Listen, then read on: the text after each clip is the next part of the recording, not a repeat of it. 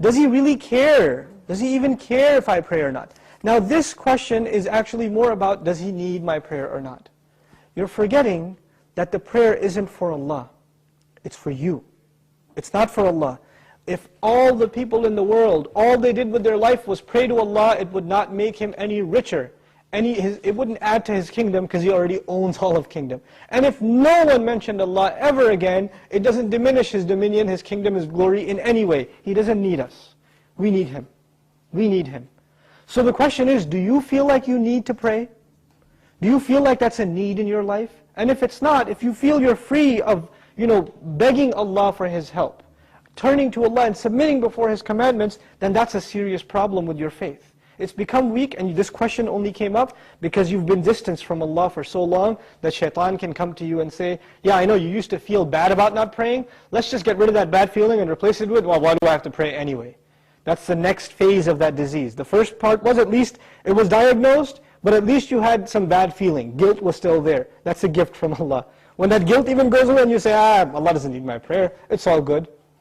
So long as I'm doing good. And that's the last part I want to talk about, this so long as I'm doing good part. Who defines what's good?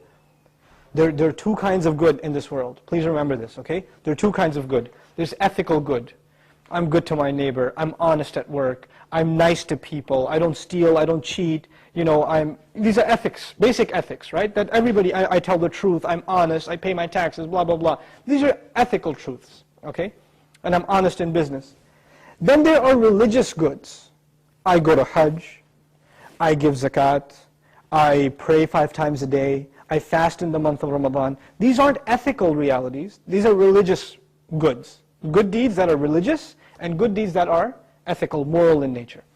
What happens a lot of times with Muslims and with non-Muslims, especially it happens with Muslims, is that we make a distinction between these two things. So in the Muslim world, you will find people that are morally good. They're nice to their family, they take care of their kids, they're responsible in the household, they're nice to their neighbors, they're honest at work, good people. But guess what? No religion. I don't need religion to be good, is what they say.